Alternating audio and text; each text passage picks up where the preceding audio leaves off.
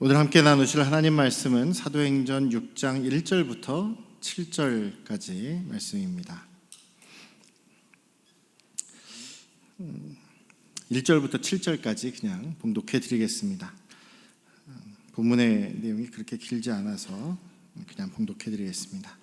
그때 제자가 더 많아졌는데 헬라파 유대인들이 자기의 과부들이 매일의 구제에 빠짐으로 히브리파 사람들을 원망하니 12사도가 모든 제자를 불러 이르되 우리가 하나님의 말씀을 제쳐놓고 접대를 일삼는 것이 마땅하지 아니하니 형제들아 너희 가운데서 성령과 지혜가 충만하여 칭찬받는 사람 7을 택하라. 우리가 이 일을 그들에게 맡기고 우리는 오로지 기도하는 일과 말씀 사역에 힘쓰리라 하니 온 무리가 이 말을 기뻐하여 믿음과 성령이 충만한 사람 스데반과 또 빌립과 브로고로와 니가노르와 다문과 바메나와 유대교에 입교했던 안디옥 사람 니골라를 택하여 사도들 앞에 세우니 사도들이 기도하고 그들에게 안수하니라. 하나님의 말씀이 점점 왕성하여 예루살렘에 있는 제자의 수가 더 심히 많아지고 허다한 제사장의 무리도 이 도에 복종하니라. 아멘. 할렐루야. 네, 우리 아버지 하나님의 크신 그 은혜와 그 변함없으신 사랑이 여러분과 여러분 가정에 충만하시기를 주님의 이름으로 축원합니다. 저희들이 계속 사도행전 말씀을 나누고 있는데요. 오늘 본문의 말씀은 여러분들이 많이 들으시고 많이 아시는 내용일 거예요. 7 집사를 세워서 안수하는 그런 이야기가 기록되어 있죠. 그래서 우리 침례교단, 우리 기독교 한국 침례회, 미국에서 이제 남침례교단하고 연결되어 있는 우리 침례교회는 그 신학적으로 그 안수받는 직분은 목사와 집사뿐이다. 이렇게 그렇게 말씀을 지키기 위해서 많이 노력을 하죠. 그래서 이제 시간이 좀 지나면서 이제 호칭만 좀 바꾸자 이렇게 얘기도 하고 하십니다만, 그래서 이 집사를 세우는 이 이야기는 우리가 많이 알기도 하고 많이 듣기도 한 내용입니다. 그래서 오늘 저는 여기에서 좀 더 또 우리에게 중요하게 말씀하시는 내용, 거기에 좀 초점을 보려고 합니다. 저는 오늘 이 말씀 속에서 제자라는 단어에 좀 초점을 맞춰 보았습니다. 왜냐하면 사도행전을 시작하면서요, 사도행전을 기록한 사람이 누가이지요. 의사 누가입니다. 그 성경의 저자들이 복음서나 여러 가지 성경을 기록할 때 거기에 쓰이는 그런 용어, 단어들이나 아니면 내용들의 이런 배열이나 이런 것들을 그냥 자기 생각난 대로 막 적은 것이 아니라 굉장히 짜임새 있게 목적을 가지고 잘 배치를 하고 단어들을 사용하는 것에 있어서도 굉장한 의미를 갖고 사용을 했습니다. 그래서 오늘 이 본문 말씀에서 저는 가장 중요한 단어 중에 하나로 제자라는 단어를 생각을 했어요. 왜냐하면 제자라는 말은 사도행전 1장 2장 앞부분에서는 예수님의 12제자들에 대해서 제자라고 말을 했어요.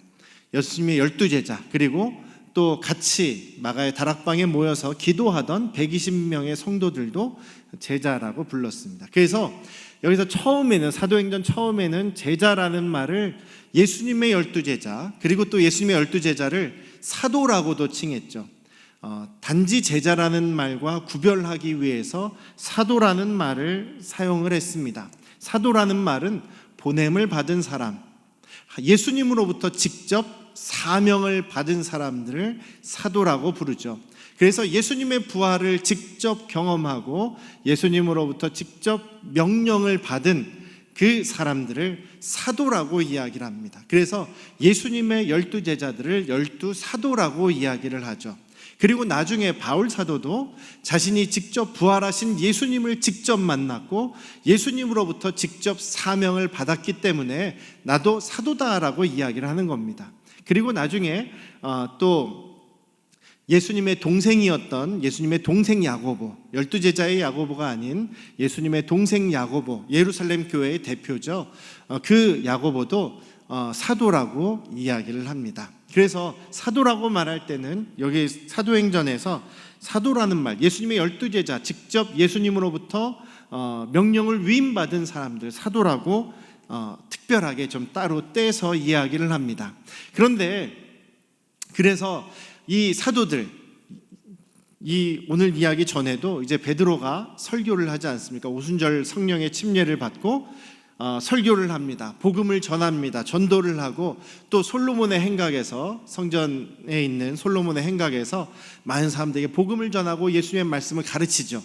그 말씀을 듣고 회개한 사람들, 회개하고 예수님을 믿고 이제 예루살렘 교회가 형성되게 되는 그 사람들, 성도들을 뭐라고 하냐면 처음에는 믿는 사람, 신도, 이렇게 표현을 합니다. 그런 단어를 사용을 합니다. 그래서 믿는 사람, 단지 여기서 이제 사도행전에서 믿는 사람이라고 했을 때 6장 전까지는 예수님을 믿고, 그러니까 회개하고 예수님을 믿고 영접한 사람들, 이제 신앙생활을 하는 사람들을 믿는 사람 혹은 신도라는 단어를 사용을 했어요. 그러다가 그 예루살렘 교회 성도들, 믿는 사람을 이제 6장부터는 믿는 사람이라고 하지 않고 제자라는 말을 사용을 합니다. 1절에도 보십시오. 그때에 제자가 더 많아졌는데 라고 얘기를 하죠. 그러니까 단지 믿는 사람이 아니라 제자들이 많아졌다라고 합니다. 그 다음에 6장 7절에서도 하나님의 말씀이 점점 더 왕성해지고 예루살렘에 있는 제자의 수가 더 심히 많아졌다. 예수를 믿고 회개한 것뿐만 아니라 제자들의 숫자가 더 늘어났다라는 거죠. 제자라는 말의 뜻이 무엇이겠습니까? 예수님의 가르침을 배운 사람들, 그리고 예수님이 자신들의 스승이 되어서 스승이신 예수님을 따라가는 사람들을 제자라고 말씀드렸죠. 그래서 여기 지금 예루살렘 교회의 성도들이 그냥 지금 누가는 예수님 영접하고 또 회개하고 그냥 예수님 단지 믿는 거기에서 끝나는 것이 아니라 예수님을 정말 예수님의 가르침대로 순종하려고 하는 사람들, 또 예수님의 말씀을 따라가려고 하는 사람들이 바로 제자였는데, 그 예루살렘의 교회 사람들이 제자답게 살았다라는 얘기입니다. 제자가 되었다, 제자가 늘어났다, 제자로서 살았다라는 이야기죠. 그래서 오늘 본문 속에서 그럼 이 사람들이 어떤 모습이 과연 제자로서, 이제 누가가 그냥 단지 믿는 사람, 신도라고 쓰지 않고 제자라고 쓰게 했는지 오늘 본문에서 몇 가지 힌트들 혹은 우리가 또 실천해야 될 내용들을 함께 나눠 보려고 합니다.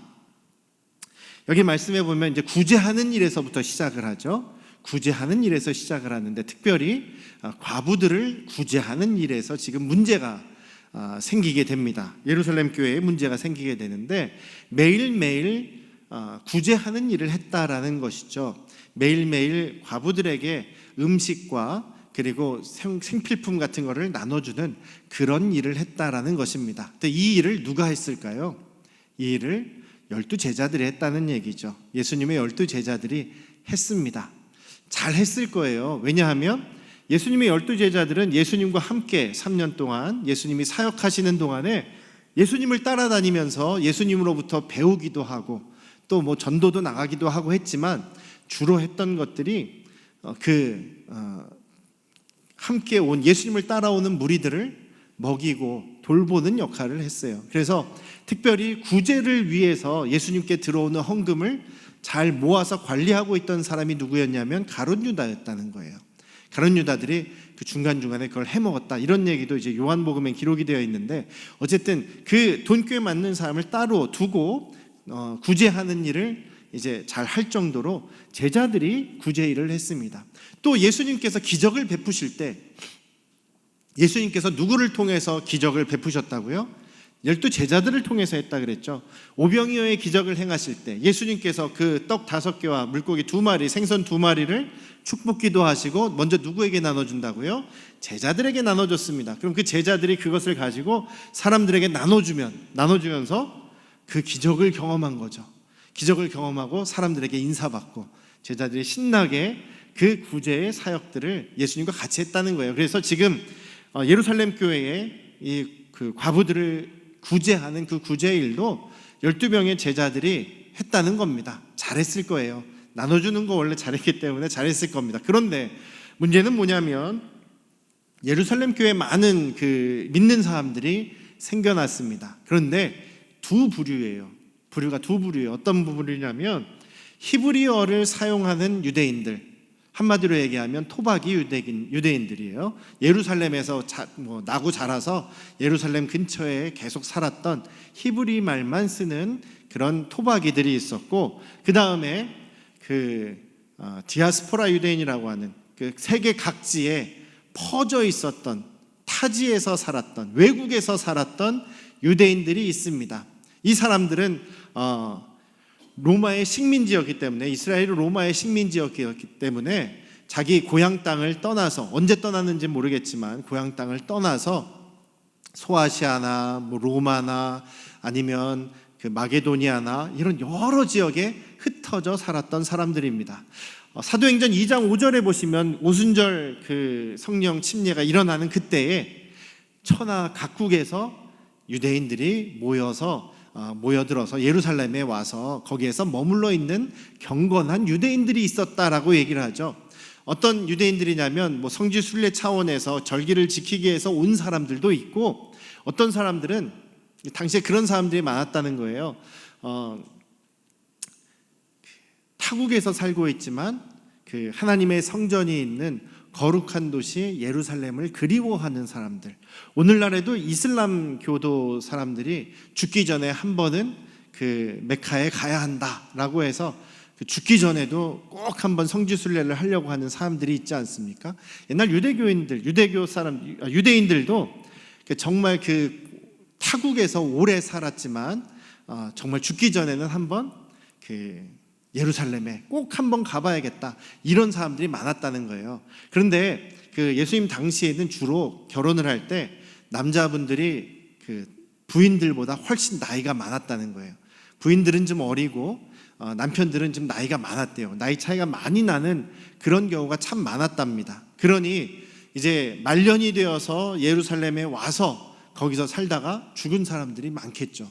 그러다 보니 헬라파 그 과부들, 많은 사람들은 아니었지만 그래도 여기에 그 타지에서 살다가 예루살렘에 와서 남편이 죽고 거기에 머물러 있는 친척들 주변에 도와줄 사람도 없는 이런 과부들이 많았다는 거예요. 유대인 과부들은, 그럼 히브리어를 쓰는 유대인 과부들은 어떻게 그렇게 많이 생겨났느냐? 이 당시에 유대인 남자들이 참 많이 죽었답니다. 특별히 예수님께서 그 사역하시기 전에 몇십 년 전이겠지만 가까운 그 과거에 로마에 대한 그 반란이 많이 일어났어요. 반란을 많이 일으켰는데 예수님 돌아가신 후에도, 예수님께서 승천하신 후에도 반란이 참 크고 작은 반란들이 자주 있었어요. 그러면 로마에서는 그 반란을 진압할 때 정말 무자비하게 진압을 합니다. 그리고 잡힌 사람들은 십자가에 매달아서 처형을 시킵니다. 십자가형이요, 원래는 정치적인 사람들, 극악무도한 죄인이라고 하지만 정치적인, 특별히 반란을 일으킨 사람들을 십자가에 죽이는 경우가 많았어요. 그래서 예수님께서 사역하시기 전에도 2,000명, 3,000명을 그 로마로 가는 그 예루살렘에서 로마로 가는 대로변에다가 십자가에 다 매달아서 처형시킨 일도 있었다고 합니다. 그래서 그 젊은 남자들이 참 많이 죽은 거예요. 그러다 보니 히브리어를 사용하는 그 토박이들도 과부들이 많이 있었던 것이죠.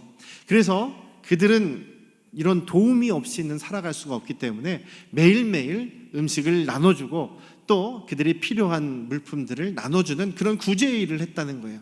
그런 일을 하는데 헬라어를 쓰는 타지역 출신 과부들이 구제하는데 빠지게 되었다. 물건을 그들을 빼놓고 나눠줬다든지 어떻게 구체적인 일이 일어났는지는 저희가 알 수 없지만 빠지게 되었다는 거죠.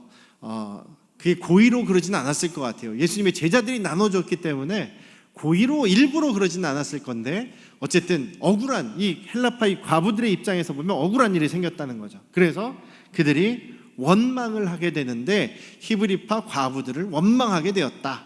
히브리파 사람들을 원망하게 되었다. 불평불만을 하게 되었다라고 하는 거죠. 근데 실제로는 누구를 원망하는 거겠습니까? 나눠주는 제자들을 원망하는 것일 수도 있죠. 이런 원망, 아까도 말씀드렸습니다만 제자들이 잘했을 거예요.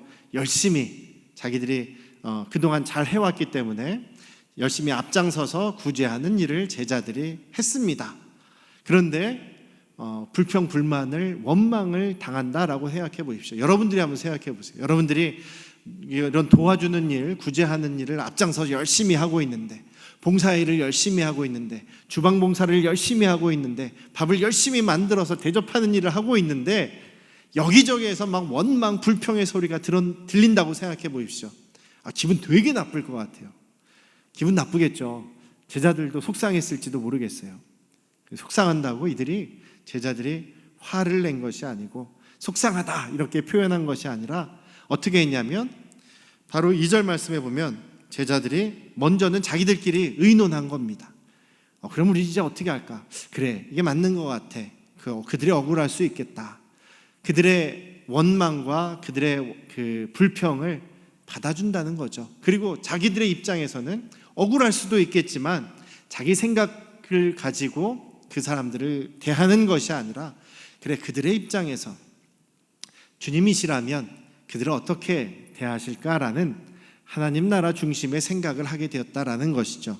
그래서 또 의논을 해서 결정한 내용을 지금 예루살렘 교회 성도들에게 또 이야기를 해주고 있는 것입니다. 어떤 모습이 여기서 보이십니까? 제자들의 모습에서 어떤 모습이 보여집니까? 주님을 위해 일한다고, 또 다른 사람을 위해 일한다고 하지만 때때로 우리가 오해를 당하는 일도 있고 원망을 당하는 일도 생길 수가 있습니다. 근데 그런 일들이 생길 때 내 중심으로 생각하는 것이 아니라 내가 내 고집, 내 지혜, 내 생각으로 그 일들을 처리하는 것이 아니라 내가 이렇게 했는데 나를 오해하고 나에게 원망을 해하고 화내는 것이 아니라 하나님 중심으로 생각하는 것이 바로 이 제자들의 모습이었다라는 것이죠. 아까 제자라고 했을 때 누구를 따라가는 사람이라고 말씀드렸습니까?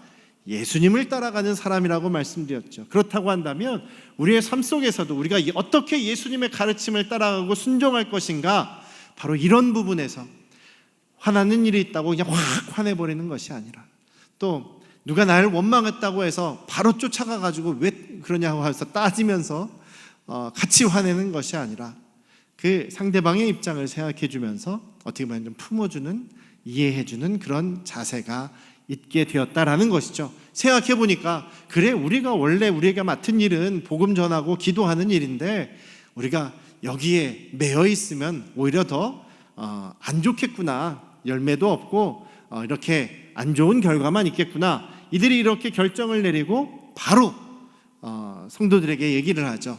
예루살렘 교회 식구들에게 이야기를 합니다. 그래, 우리보다 더 이런 일들을 잘 맡아서 관리할 수 있을 만한 그런 사람들을 세우십시다. 더 잘 이 구제의 일들을 관리할 만한 사람들을 세우십시다라고 이렇게 얘기를 합니다. 그래서 이제 그 구제의 사역을 다른 사람에게 위임하는 것이죠. 물론 내가 제일 잘할 수가 있습니다. 주방일은 내가 제일 잘할 수 있어. 사무일은 내가 제일 잘할 수 있어. 주보 만드는 일도 내가 제일 잘할 수 있어. 그렇게 자신감을 가질 수는 있습니다만 때때로 나보다 더 약한 사람 혹은 다른 사람에게 일을 맡기는 것, 다른 사람에게 귀를 기울여 주는 것, 이것이 바로 예수 그리스도의 제자로서의 올바른 삶의 태도인 것이다 라는 것을 오늘 예수님의 12제자들이 보여주고 있다는 것입니다. 사랑하는 우리 안녕 성도교회 가족 여러분, 이런 모습들이 저와 여러분들에게도 계속 자라나실 수 있기를 주님의 이름으로 축원합니다.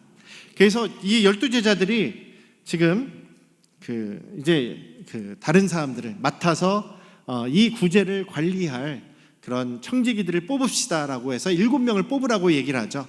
제자들이 뽑는 것이 아니라 여러분들이 뽑으시라고 맡겨줍니다. 그러면서 기준을 이야기하죠. 이 일을 감당할 수 있는 사람의 기준이 무엇이냐면 3절에 있습니다. 자, 형제들아, 너희 가운데서 성령과 지혜가 충만하여 칭찬받는 사람 7을 택하라 라고 얘기하죠. 칭찬받는 사람 7을 택하라. 자, 여기에서요 가장 핵심적인 말은 칭찬받는 사람이라는 얘기예요. 칭찬받는 사람이라는 얘기는 신뢰할 만한 사람, 여러분들이 제일 믿을 만한 사람을 뽑으시오. 제일 믿을 만한 사람을 뽑으시는데 그 사람은 바로 성령과 지혜가 충만한 사람입니다. 지혜가 충만하다는 얘기는 이런 일을 잘 할 수 있을 만한 정말 능력이 있는 사람, 또 경험도 많은 사람, 유능한 사람을 얘기하는 거겠죠. 그런데 그것이 그냥 이 사람이 인간적으로 가지고 있는 무슨 고학력, 경력 이런 것을 얘기하는 것이 아니라 성령이 충만한 것이 주된 사람이다라는 얘기입니다. 그래서 지혜가 충만한데 성령께서 이끄시는 것을, 성령의 뜻을, 하나님의 뜻을 순종하는 사람이 바로 성령 충만한 사람이라는 얘기죠. 그래서 사도들이 지금 제시한 기준은 신뢰할 만한, 칭찬받는 그 사람들인데, 이 사람은 지혜와 성령이 충만해서 이 일을 너끈히 잘 감당할 수 있을 만한 유능한 사람이다 라고 얘기를 해요. 그런데 5절 말씀 보시면 온 무리가 이 말을 기뻐하면서 자기들이 정말로 사람을 뽑았습니다. 어떤 사람을 뽑았냐면 믿음과 성령이 충만한 사람을 뽑았다는 거예요. 자, 앞부분에서 제자들은 성령과 지혜가 충만한 사람을 뽑으라고 얘기를 해줬는데, 이분들은 뽑고 나서 이분들이 바로 믿을 만한 사람들입니다. 어떤 사람이냐면 믿음과 성령이 충만한 사람. 어디가 조금 다릅니까? 제자들은 지혜를 더 강조했다면 성도님들은 믿음을 더 강조했다라는 거죠. 믿음이 충만하다고 할 때 그분들은 어떤 모습입니까? 사도행전에서 앞에 이제 제자들의 모습에서 성령과 믿음이 충만할 때 이들은 어떤 일을 하냐면 담대하게 주님의 복음을, 주님의 부활을 증거하는 사람들입니다. 하나님 앞에서 지금 하나님 앞에 우리가 있는데 너희들 말을 듣는 게 옳으냐, 하나님 말씀을 듣는 게 옳으냐라고 이야기하면서 담대하게 하나님의 말씀을, 예수 그리스도의 부활의 복음을 붙잡았던 사람들이 믿음이 충만했던 제자들의 모습이라는 거죠. 그래서 지금 이 성도님들이 그냥 단지 세상적으로 뛰어나고 지혜 있고 그런 사람들을 뽑았다기보다는, 그런 사람들을 신뢰했다기보다는 믿음이 충만해서 담대하게 주님의 그 결정들을, 주님의 말씀대로 그 결정들을 해나가는 그런 그 사람들을 자신들의 이 일을, 구제의 일을 감당할 집사들로 뽑았다라는 것입니다. 제자의 모습이 어떻습니까? 굳건한 믿음을 가지고 세상적인 그런 가치나 관점이나 생각을 따라가는 것이 아니라 오직 주님의 말씀을 따라서 하나님을 사랑하고 이웃을 사랑하는 그 관점에서 살아가는 사람이 바로 온전한 제자가 아니겠느냐라는 것이죠. 이런 사람들을 제자로 뽑았고 이런 사람들이 바로 신뢰할 만한 사람들이었다라고 얘기합니다. 사랑하는 우리 안양 성도교회 가족 여러분, 우리는 정말 다른 사람들이 볼 때도 칭찬받고 신뢰받을 만한 그런 믿음과 성령이 충만한 사람들 되시기를 주님의 이름으로 축원합니다. 이렇게 7명의 전문가이기도 하지만 또 신앙적으로도 굉장히 본받을 만한, 이런 신뢰할 만한 사람들을 이제 세워서 그 구제의 일을 감당하게 했더니 문제가 안 생기는 거예요. 그리고 7절 말씀에 보면 어떻게 됐습니까? 하나님의 말씀이, 제자들이 이제 말씀을 전하고 가르치는 것에 더 집중을 하게 되었더니 주님의 말씀이 더 강해졌더라, 더 왕성하게 퍼졌더라. 그리고 또 무슨 얘기가 나옵니까? 예루살렘에 있는 제자의 수가 더 심히 많아졌더라. 그냥 단지 믿는 사람, 신도의 수가 늘어났다는 게 아니라 예수님의 말씀을 따라서 순종하며 살아가는 그 제자들이 늘어났다. 더군다나 허다한 제사장의 무리들도 이 도에 복종했더라. 예수님의 제자의 삶에 따라가는 그런 예수님의 제자들이 되었다라는 것입니다. 제사장들은요 정말 예수 믿기 힘듭니다. 왜냐하면 그들은 전부 사두개파 사람들이에요.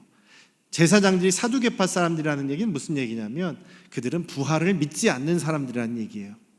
사두개파 사람들은 부활을 믿지 않았고 모세 오경만이 성경이라고 주장했던 사람들이고, 바리새파 사람들은 그래도 예수님을 믿는 그러니까 예수님이 아니라 부활을 믿는 사람들이고, 또 그 구약 성경 전체를 받아들이는, 하나님의 말씀으로 받아들이는 사람들이란 말이죠.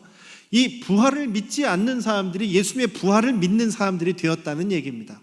얼마나 놀라운 일이겠습니까? 여러분들 히브리서를 나중에 보시면은요, 히브리서는 예수님을 대제사장이라고 표현합니다. 대제사장이신 예수님을 소개하는 내용이 있는데, 그래서 이 히브리서를 기록한 사람이 여기에서 지금 사도행전 6장에 나오는 제사장이었다가 예수님을 믿은 사람이거나, 혹은 여기서 예수님을 믿게 된 제사장들에게 예수님의 그 기독론, 예수님이 어떤 분이신가를 가르치는 그런 내용으로 기록된 것이 히브리서라는 그런 설명이 나와 있습니다. 그런 것처럼 이렇게 예루살렘 교회 성도들이 예수님의 제자로서 살아갔더니, 내 중심이 아니라 내 생각대로, 내 고집대로 살아가는 것이 아니라 하나님 중심으로, 예수님 말씀 중심으로 순종하며 결정했더니, 그리고 가장 중요한 것이 굳건한 믿음으로 주님의 말씀을 붙잡고 살아가는 삶을 살아갔더니, 예수님을 따라가는 그 믿음의 제자들이 더 많이 늘어나고, 그리고 그리스도인들이 더 많이 늘어나게 되었다. 사람 숫자가 늘어난 것이 중요한 것이 아니라 참 제자가 늘어났다는 것이 너무나 중요한 것이죠. 사랑하는 우리 안녕 성도 가족 여러분, 이번 한 주도 우리가 예수님의 제자로서 주님을 닮아가는, 그런 하루하루 더 주님을 닮아가는 그런 모습 되시기를 다시 한번 주님의 이름으로 축원합니다. 기도하시겠습니다. 기도하실 때에 다시 한번 우리 자신을 스스로 한번 돌아보시면서, 나는 과연 예수님의 제자입니까? 스스로 한번 질문해 보시면 좋을 것 같아요. 나는 제자입니까? 내가 예수님을 믿는다라고 하면서도 내 고집대로 살지는 않았습니까? 다른 사람들이 내 말을 듣지 않으면 화가 나고 분을 내고 역정을 내고 고집을 부리고, 혹은 다른 사람들을 존중하지 않는 그런 모습이 혹시 있지는 않으셨습니까? 예수님을 그냥 믿는다고는 하면서도 우리의 삶에 대해서는 별로 신경을 쓰지 않는 그런 모습은 혹시 아니었습니까? 내 주변에 나보다 약한 사람, 연약한 사람, 도움이 필요한 사람이 있는데 그냥 넘어간 적이 있지는 않으셨습니까? 예수님의 제자로서 살아갈 때에 주님께서 우리를 인정해 주시고 칭찬해 주시고, 우리를 하나님 나라 그 천국 잔치에 우리를 참여시켜 주시리라 믿습니다. 아버지 하나님, 오늘도 정말 주님의 제자로서 살았던 그 모습들을 다시 한번 우리가 보게 되었습니다. 아버지 하나님, 우리 매일매일의 삶 속에서 내 중심이 아닌 우리 주님 말씀을 중심으로 순종하며 굳건한 믿음으로 담대하게 예수 그리스도의 부활을 우리 주변의 사람들에게, 우리 가족과 친척들에게 증거할 수 있는 믿음의 사람들이 되도록 역사하여 주시옵소서. 이제는 우리를 죄에서 구원하신 예수 그리스도의 은혜와